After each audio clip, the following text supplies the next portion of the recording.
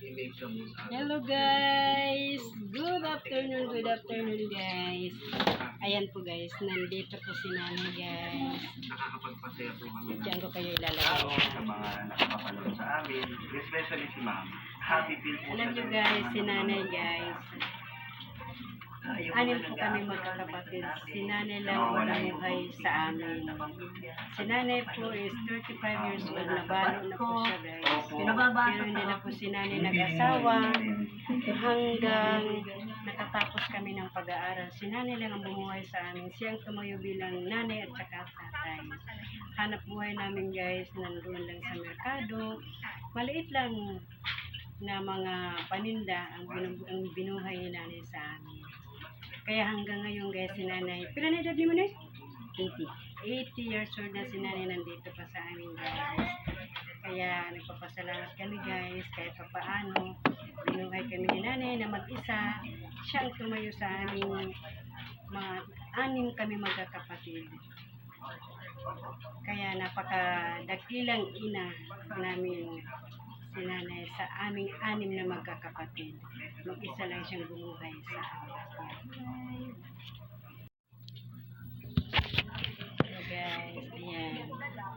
At saka kaming anim na magkakapatid guys. Bali, 4 po yung nakatapos ng pag-aaral. Ang dalawa po namin, college level lang po sila kasi hindi na sila nagpursige ng pag-aaral.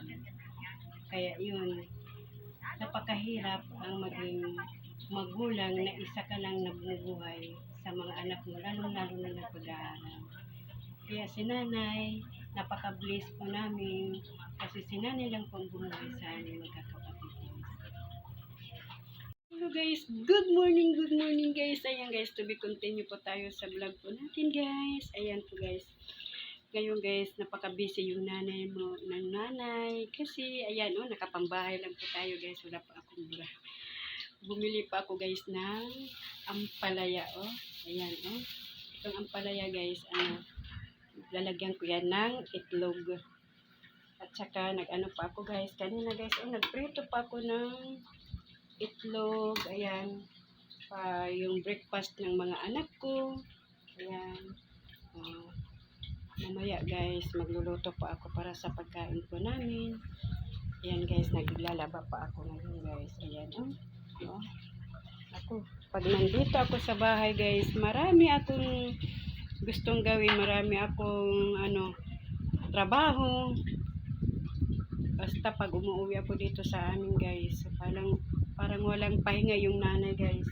Ayan guys, tingnan nyo guys doon. Kasi ang dudumi, ayan Mag-ano tayo guys, muna tayo, maglilinis muna tayo guys ha. Diyan ko lang tayo ilagay guys. Ayan linis muna tayo guys.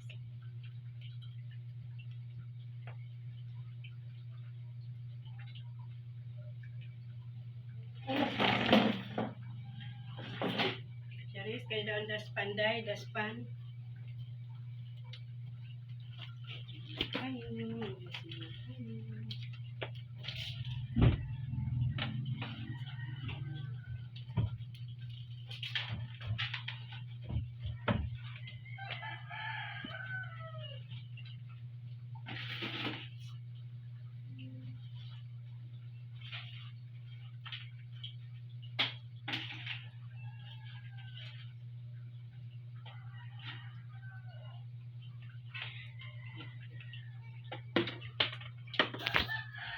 Alam nyo guys, napakaaga ko pa kanina guys. Gising na kami guys kasi meron kami maliliit na bata. Nakakagising kami ng maaga. Kaya work po tayo. Busy po ang nanay. Yan. Diyan ko lang muna ilagay yung mga basura. Kasi mamaya guys, itatapon ko yan namin. Dito yan nakalagay sa sako. Itatapon ko yan. Ayan. Grabe guys, napakainit po yung weather natin today. Ayan. Ayan. Napakainit. Maagang-maaga. Grabe na ang init guys. Punta po tayo sa labas. Puntahan na po natin si Nanay guys.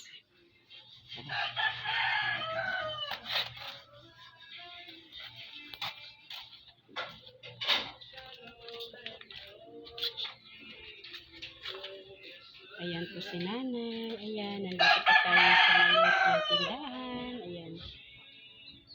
Kaya daw, nay. Makakano kita ginot ng tubig? Ano man, nay? Kanan, kumato ka ni Hapir Uno.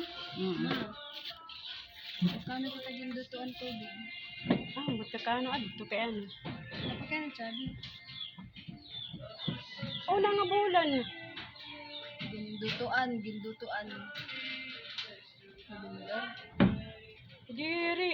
Kay kuan lag to sa lakabulan, o duha lakabulan. Yung Tapos December. yung anak ko daw, kung kailan po kami naputulan ng tubig kasi nagbabayad po yung isa kong anak doon Doon sa December. tubig.